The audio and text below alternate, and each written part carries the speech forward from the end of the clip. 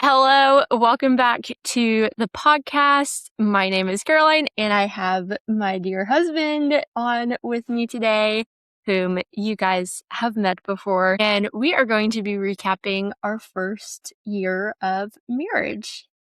How many days have we been married? We are at 405 days of marriage. 405 days, so a little more than a year, but we just recently celebrated our anniversary, and we wanted to come on and talk about it. So first, I think we should briefly talk about the parts of our wedding that were our favorite. Actually, I don't know. I don't know if we've already talked about our wedding or not on the podcast. So, Kaden, what were your favorite parts of our wedding? It's a good question. I think it all went really well. I don't think there's anything that's like, we should have done this instead. Everything went exactly according to our plan. I'd say that my favorite part probably was doing communion right after the ceremony and just having some little quiet time to be together before the rest of the craziness went down. But yeah. Any other notes? Well, you asked what my favorite part was. Not the dancing? Even though we didn't have that much dancing. It was more, I think we did 30 minutes? Yeah, we didn't do a lot of dancing. It's because our pictures took forever. Mm-hmm. But they were worth it. No, 100% the pictures were worth it. Yeah, but then our cocktail hour ended up being like a cocktail hour and a half, almost 2 hours. Was it really? Yeah, it was a long time. I wasn't paying attention to the time. And then everything was just fine though. I think it worked out well. Yeah, I'd say my favorite part was either doing our vows during the ceremony or taking communion together right after. For sure. Probably my least favorite part was the hour before the ceremony started when I was in the bridal suite and I was getting very nervous. Not nervous to marry you, but just nervous about all the attention being on me walking down the aisle. But it went great. My dad made sure I didn't trip and fall on my face, and I made it. But yeah. Did you have a least favorite part? Just being in the hot sun for however long it took us for pictures and being sweaty in the suit. And that was probably the worst part. But you were married. But I was married, so it could have been worse than that. Okay, so that's a little recap of our wedding. And now let's talk about our honeymoon. What about it? Where did we go? What did we do? How was it? It was a lot of fun. We went to Riviera Maya in Mexico. That was just outside of Cancun. We stayed for, was it 6 nights or 7 nights? Something like that. I remember.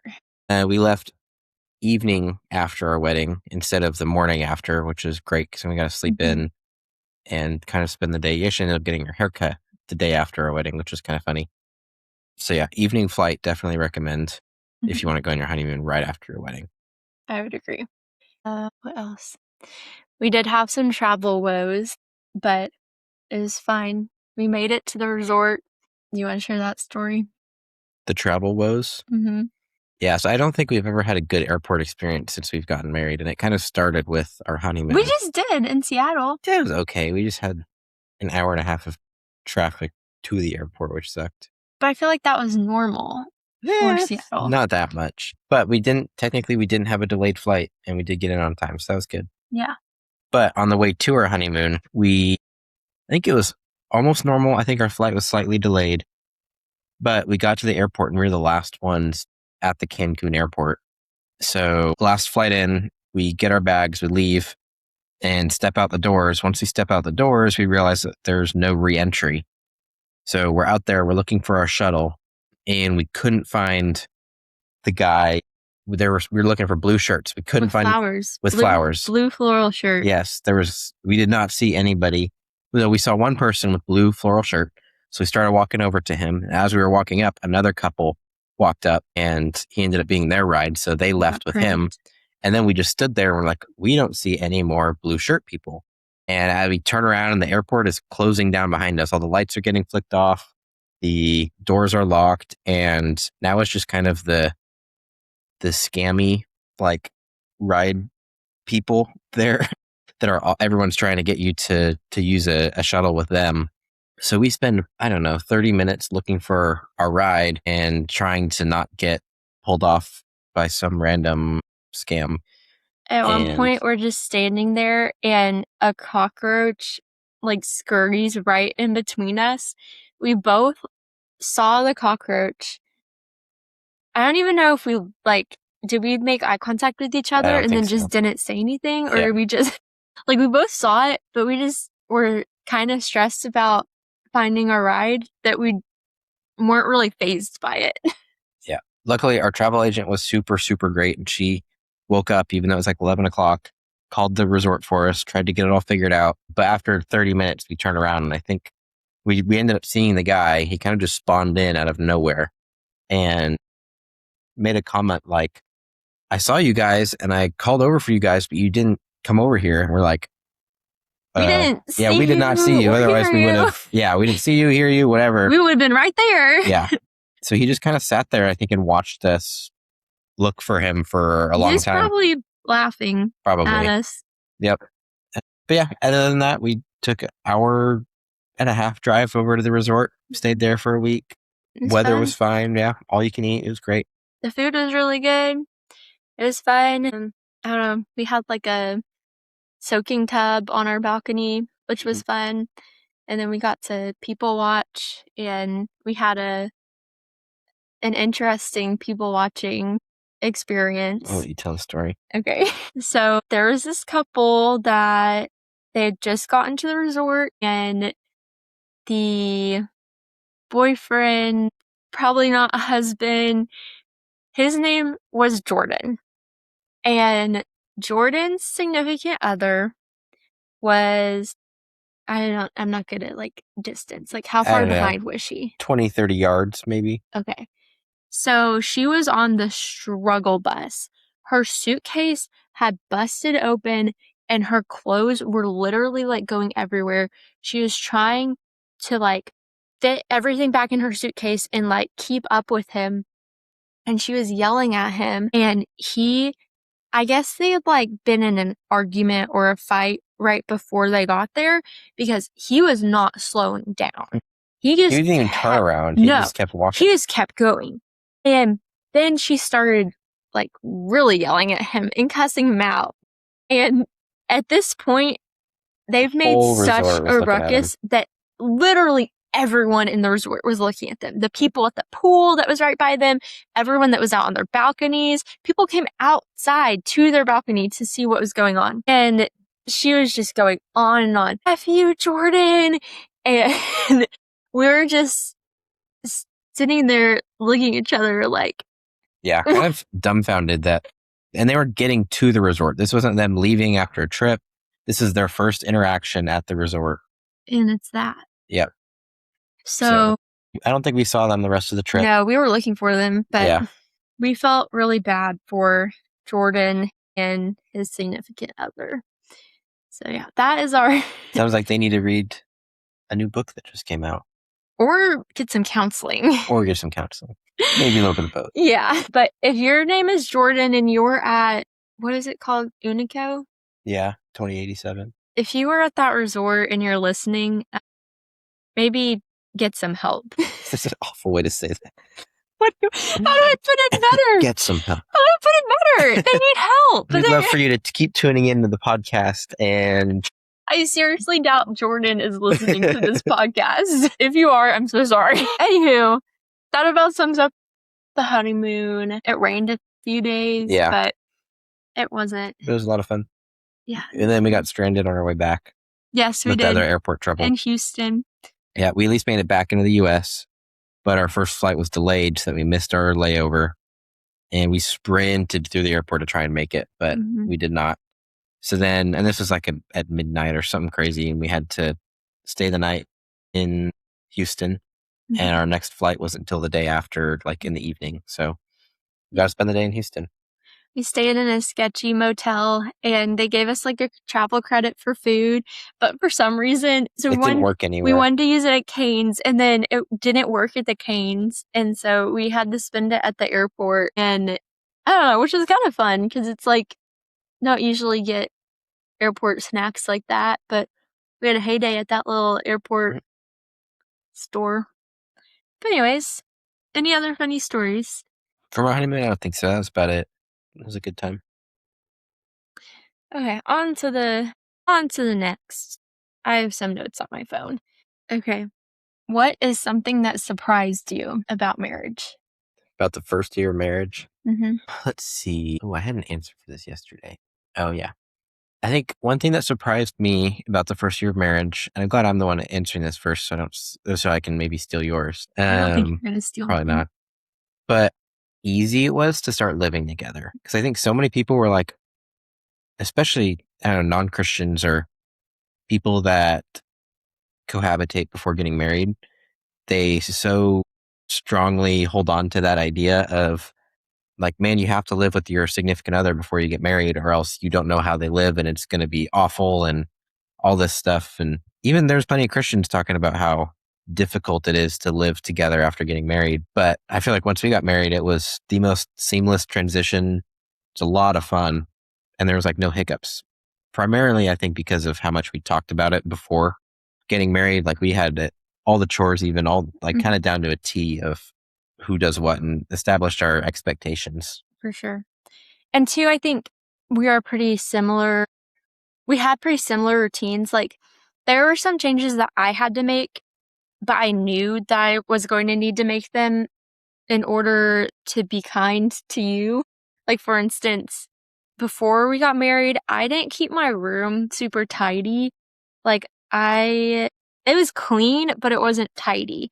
I would like leave things all over my desk, on the floor, on chairs, like pretty much any surface, I would have stuff on it. And I knew that so you wouldn't be frustrated that I would need to like keep a tidy room. And it benefited both of us though, because I don't know, I enjoy having a tidy space more than a messy space. And it was easy to like make that switch when we were getting married and like moving in together because it was also new. I was just like, okay, might as well start this good habit now too because everything is new. And then I also would stay up later than you. Like when we were dating and engaged, we would say goodnight and then Primarily when we were dating, less so when we were engaged. We kind I of started adjusting earlier, yeah, but mainly when we were dating. in our yeah. engagement season, but mainly when we were dating, I would text him goodnight and then he would go to sleep and then I would stay up for like an hour to 3 hours later.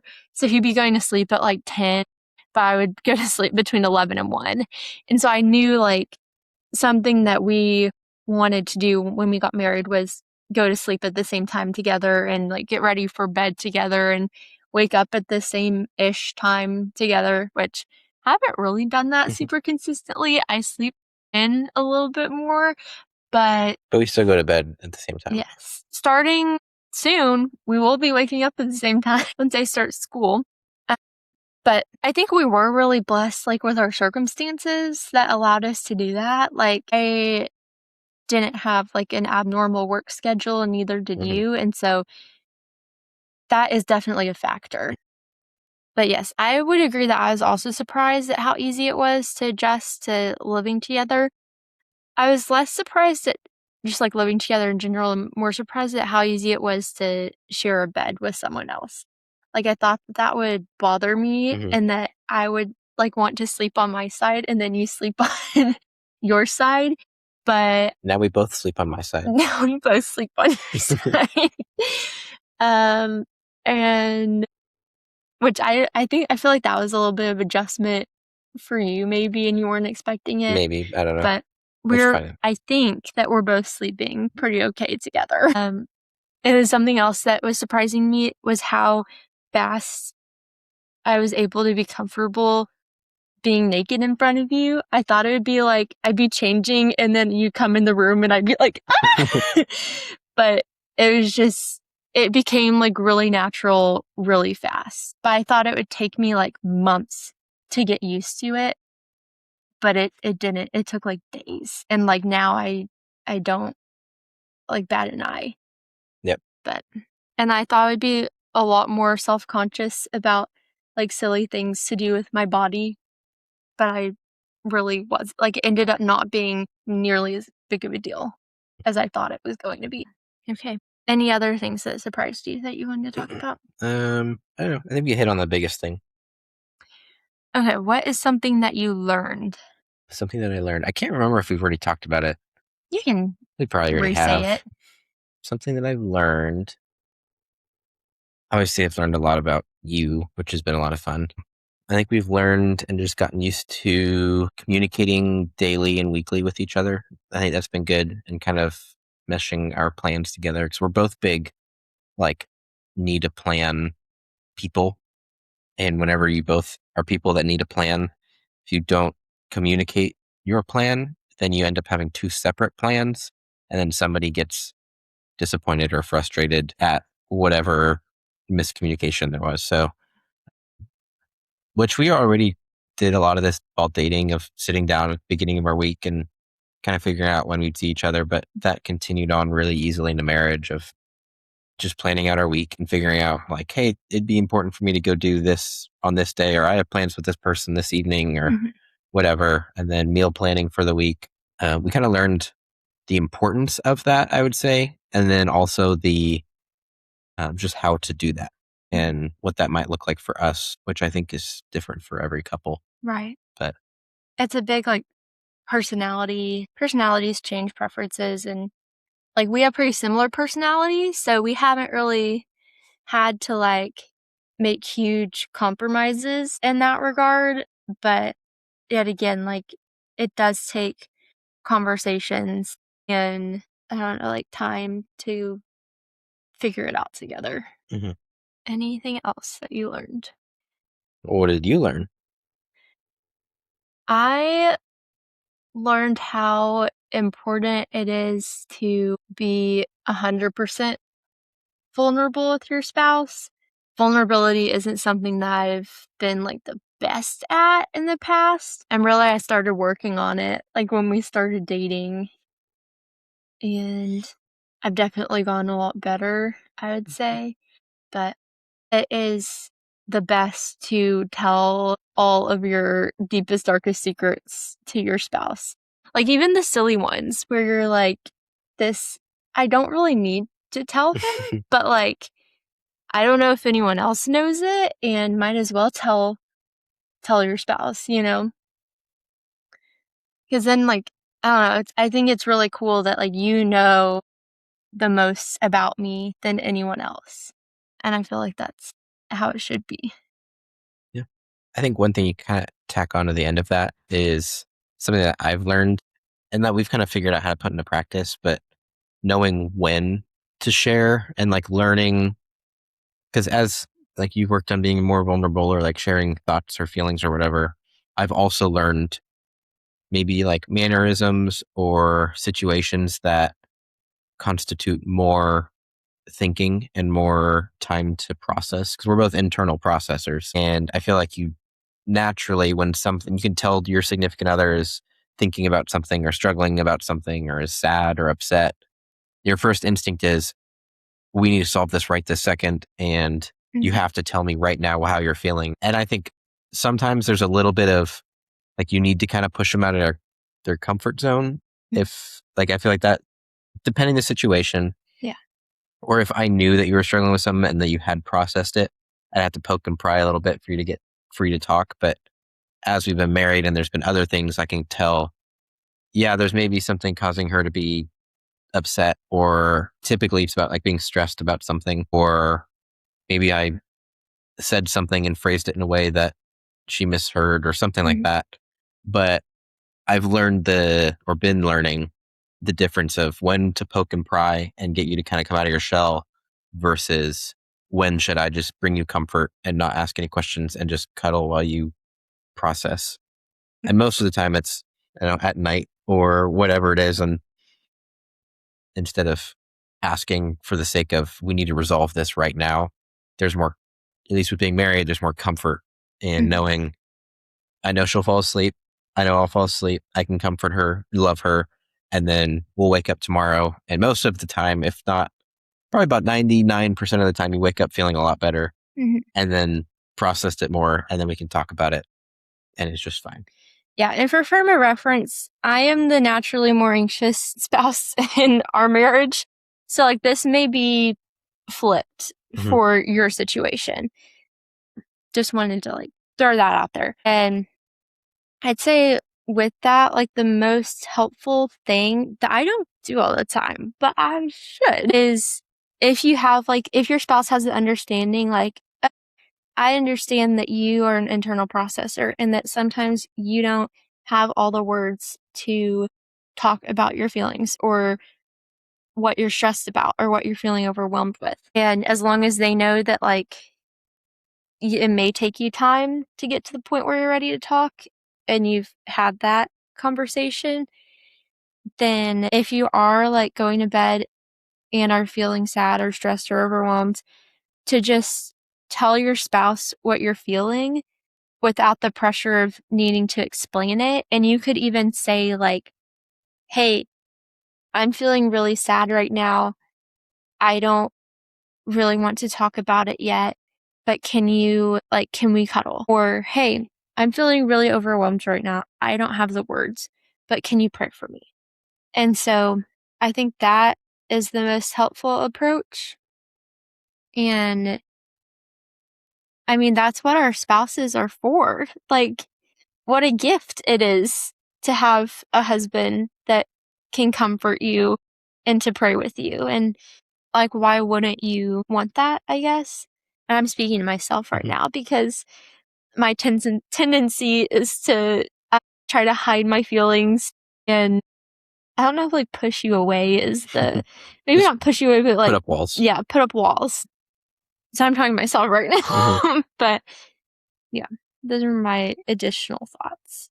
And then just to make sure to cultivate an environment where your marriage, like, is a safe space to share the good, the bad, and the ugly with each other. Any other thoughts? Okay. What is a piece of advice that you have for someone who is about to get married? I mean, I feel like all the things or the last couple of questions we answered of what most surprised you and what do you learn is both like anecdotal evidence and kind of advice in itself. But I don't know. You can't over communicate. But I mean, that's just me sounding like a broken record at this point. I have one that's on a similar note to what we had just talked about.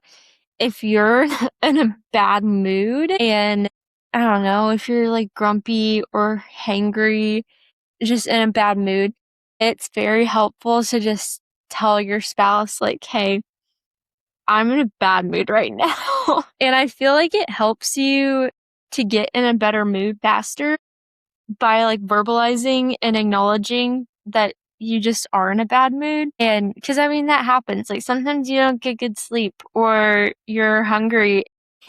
You just need a snack. But then they can also help you find a solution.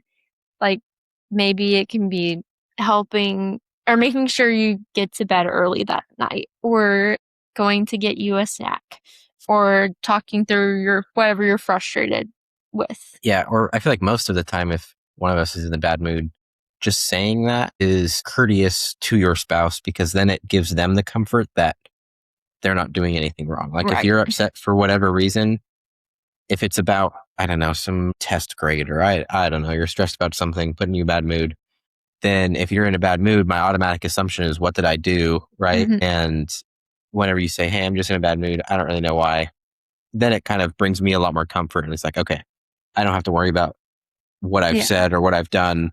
I can just work on loving you and not making your bad mood worse. Yeah. I think, yeah, that was like kind of a light bulb moment for me a couple months ago when we were disc golfing, and I should have eaten something before, but I was so hangry and I was not in a good mood. Like, I just felt like very easily, when you feel like easily irritated, and then it's like irritating that you feel easily irritated. Mhm. And then it's just like a cycle. That's how I was feeling. But that I was like, what if I just told that to Kaden? And I did. And I was like, wow, that was so smart to do. Mhm. Because now, like, like, oh, she's not mad at me about something or frustrated with me for doing something. And two, he knew, like, it wasn't that I didn't want to hang out with him or didn't want to go disc golf with him. It was just I was ill prepared and should have eaten a little snack before leaving. And then we played a quick round of disc golf and came home and ate dinner. And so that is a little piece of practical advice I would give. And then also to pray with one another and for one another and to make it a habit of doing that.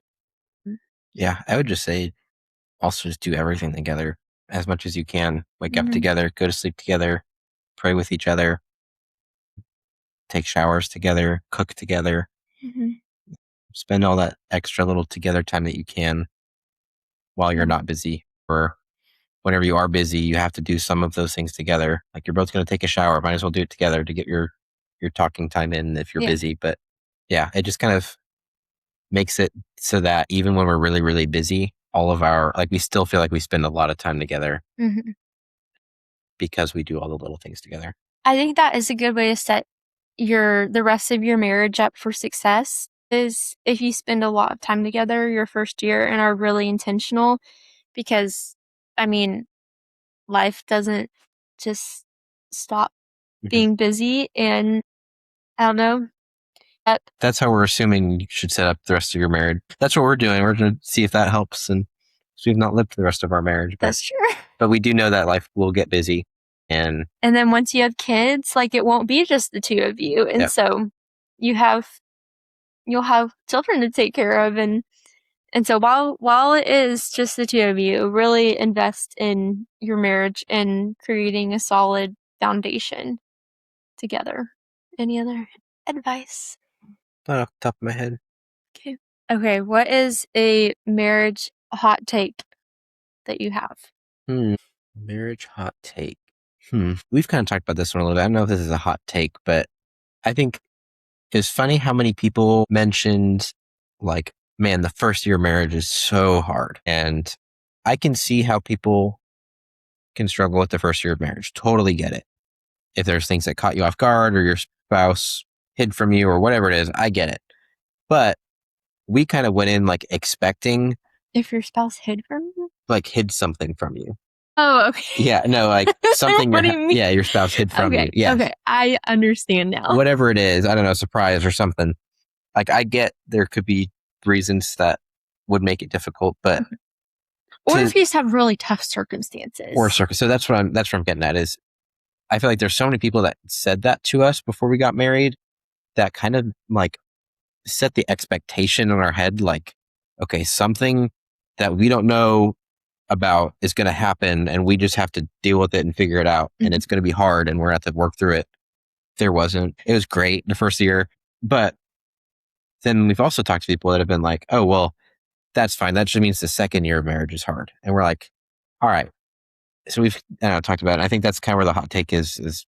I don't know if this is a hot take, but I don't think it's year one or year two or year end of marriage is really hard. It's life circumstance can get really difficult. And then obviously it's going to affect your marriage. Yes. Like some people maybe had kids their first year of marriage and that might have been really hard, or starting a new job or starting school or whatever it is. Or getting laid off and then having to find it. Like there are definitely circumstances that make things very challenging, and I would use the phrasing more marriage is hard work instead of marriage is hard, because it does take effort. Like what we're not saying is you don't have to put any effort in.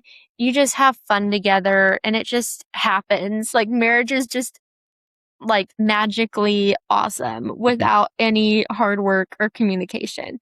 Like that's not what we're saying. But I don't know, just like the saying like the first year of marriage is hard sounds so negative. Whereas I feel like we had a very positive experience. Yeah, the first year of marriage is hard work. And I feel like it gets hopefully easier, or you learn more skills to make it easier in the future. But if you put in the hard work, the first year of marriage can be easy. Again, life circumstance can change that. But again, like that's where you have to put in the time and the skills and figuring that out. Like we've been very blessed with relatively an easy life circumstance first year of marriage. So won't take that for granted, right? Like we definitely were blessed in that, and I understand plenty of people don't have that, but that's what I was saying is it's more of a life circumstance thing, maybe more than it is marriage itself. Mm-hmm. Yeah. But okay, my hot take is that I think that some of the best marriage advice for newlyweds can actually come from people that are like 2 to 3, 4 years into marriage, because rather than someone like who's been married for 30, 40, 50 years. Because I feel like culture just changes a lot. Mhm. And like, yes, we're supposed to live like counter to culture, and I'm not, but just like society, it changes. And I don't know, things are so different with like technology and I don't know, like, like all the things.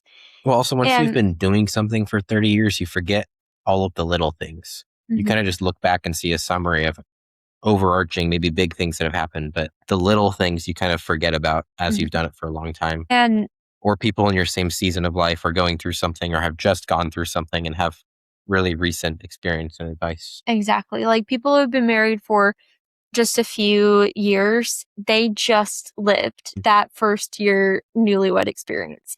And like people who have been married for 2 to 3 years, like they still could be considered newlywed. But I do think that there is benefit from talking to peers, I guess, who are just like a year or two ahead of you. But this is not me saying like people who've been forsake all other advice. Right. This is not what I'm saying. So I'm not like trying to discount advice from married people with a lot of like mileage on their marriage. Like that is very good to seek advice from couples like that who have wisdom to share. But I'm just saying both can be helpful as long as you seek out like a mature newlywed couple that you trust and that you see good fruit from their marriage. Like obviously don't go to like the newlywed couple that you see bickering all the time, or like have some wisdom and discernment there. But I don't know, like I just think for like parenting, and we have friends that are very dear to us that we met from our church. I don't know how many like months ago, which like it feels like we've known them for 4 years, not 4 months. But they have a baby who's 6 months old, and I feel like I've learned so much from them, and they're like in like the next season of life that like we're going to enter soon. And I don't know, I feel like I've learned so much from them about like parenting just by witnessing, honestly. Like I do ask questions, but a lot of it is just observation. And I feel like I've learned more from them than I would learn from like asking our parents or something, Yeah. Yeah. And like again, a large part of that is they're living it right now and like we're observing it. I bet our parents also have good parenting advice. But it's going to be different. But it's just different. And so that's kind of the point that I'm trying to make with like the marriage advice. I don't know if that made any sense. No, it did. And then, I think that's my hot take. It's a good one. Okay. So I want to read a quote from chapter 7 and then expound on some things from it. And then we'll talk about year 2. Okay. And what's next to come for our marriage. Sounds good. Party hardy. Okay. This is from our book that we just finished writing. And so this is a section to the newlyweds. I'm not going to read the whole thing, but I'm going to read a paragraph and then we're going to talk about it. Marriage is an invitation to become a lifelong student of your spouse.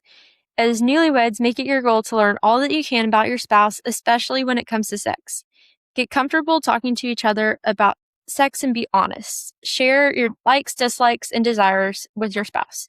Set ground rules and ensure that it is both okay and safe to tell each other when you don't like something. The more conversations you have, the quicker you will learn how to be the best lover for your spouse. Be patient with each other. In the moment, there is definitely... Wait, actually, we're going to pause there. So, just to expound on those first few sentences. This is something that we would recommend for every newlywed couple to do, is to almost like have a recap. After having sex. because that's how you'll learn.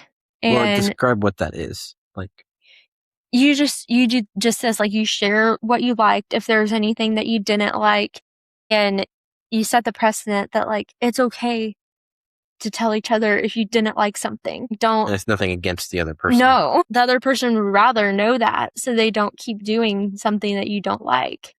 But yes, having those recaps Right after, not are like the day after. But right extremely after is helpful. And it continues, like, it's a continuation of intimacy too, because like that's, I don't know, that's building your emotional intimacy, like talking about it after. And so it's not just like on to the next. Yeah, and it's not like a grading or anything. It's just, No. hey, I liked when you did that, or it's not my fave, but Yeah. Yeah. It'd be very helpful to learn. And the cool thing and is, actually that goes with everything too. Just anytime you see, I feel like we both do this, and it's so nice. All of the random little things that it's like, hey, just by the way, I really prefer whenever you do this versus this. And it's just the most minuscule thing, but your spouse's desire is to love you. Yeah. And they are trying their best to love you. So it's always more helpful to give more information on like, hey, you're trying to love me by doing this, but it would show me more love if you maybe did it like this. Yeah. Or I don't know, like, here's a really silly example. Whenever we're doing dishes together, she always puts the cups upright. So then they collect all the water while I'm drying them. So then I have to dump them out in the sink before doing it. So I was like, hey, can you put the cups on the little drying thing upside down so that I don't have to dump them out whenever we wash them? It's like the smallest little thing, but she saw it. I was like, oh yeah, I didn't even think about that. And then now it's like no problem. But had I not said anything, like you weren't intentionally trying to No, I was bug me or not be sitting there. inefficient. I was not standing there washing dishes thinking, you know what? I'm going to bother Kaden by putting these cups like this. But it's just like thinking about the most little things that, like, I don't know, because I feel like a lot of people won't say anything about that, and it'll be little frustrations here and there and there.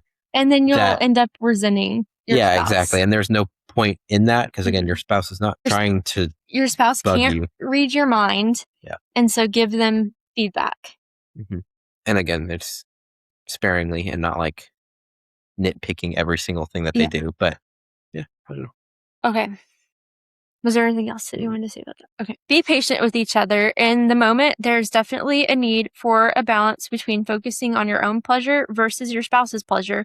But overall, your top priority should be making sure that your spouse is engaging in an experience where they feel loved, connected, and cherished through and through. Okay. So to go with that, I wanted to attempt to, I'm putting you on the spot because I didn't tell you that. Oh, no. This conversation, attempt to talk about the analogy that you had come up with. Oh, yeah. And to give some context, we were talking about how a common issue that is talked about on podcasts and that we just hear like on social media around sex, specifically from women, is this idea of how, like, I just want to serve my husband and I don't really experience pleasure.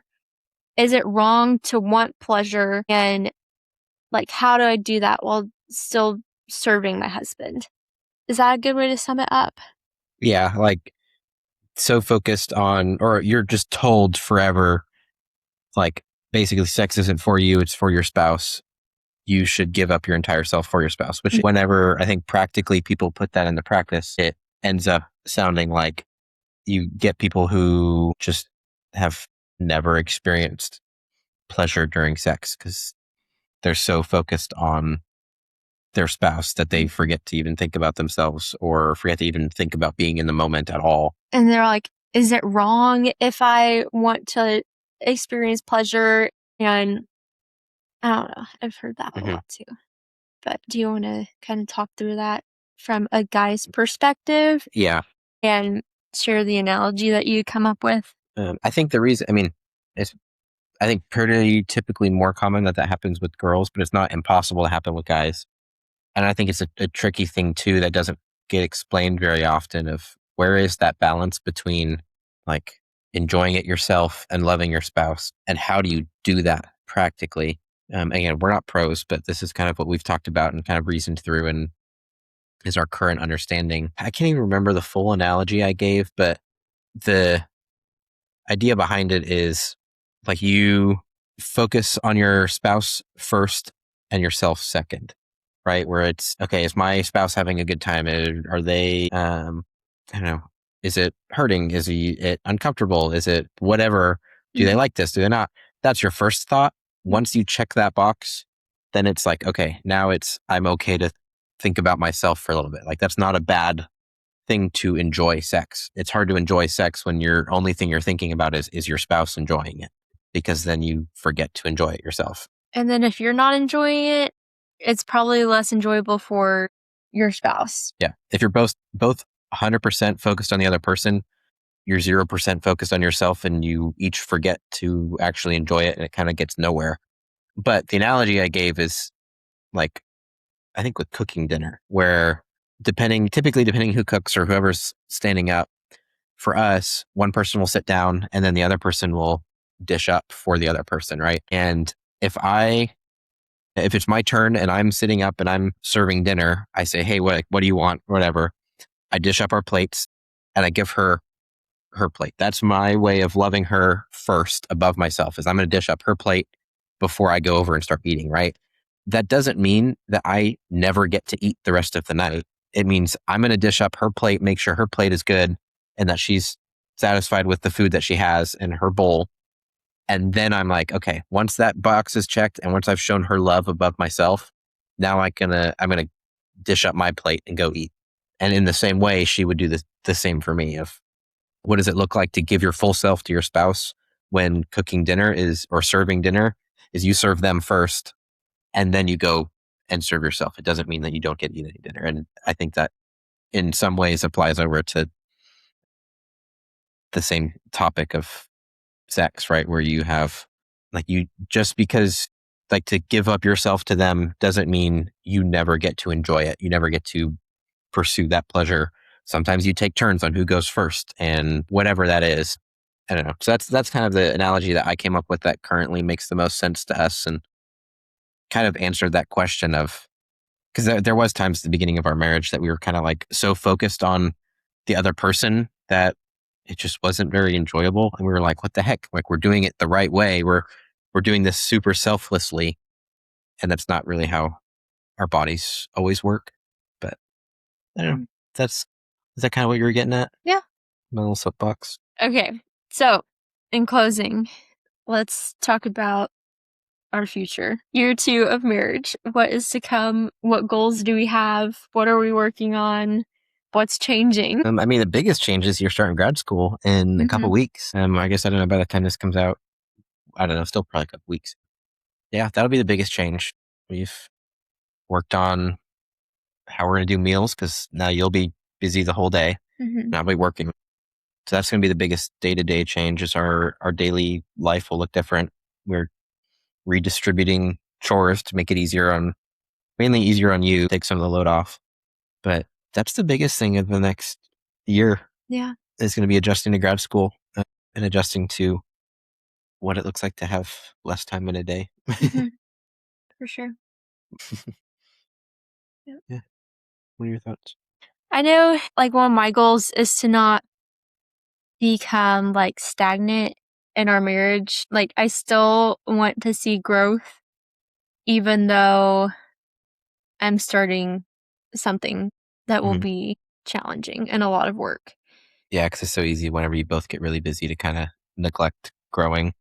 Like, I don't want it to feel like we pushed pause on our marriage and then after graduation, push play. Like, I still want to be growing. And I mean, that goes with like every aspect of my life. Like, I've tried to get in the habit of like, not even a routine, but just like rhythms that are healthy that I can continue once school starts. And I want to keep working out and getting stronger. And I don't know, I feel like our new like meal prepping system will help with eating healthy, because I'll probably be making a lot of salads. But yeah, those are my goals. Yeah, sounds good. Any other thoughts to close? I don't think so. I'm excited. Yeah. Year 2's are going to be better than year 1, because with year 2 comes all the memories from year 1. True. Okay, well, that is the end of this podcast. Thank you guys so much for listening.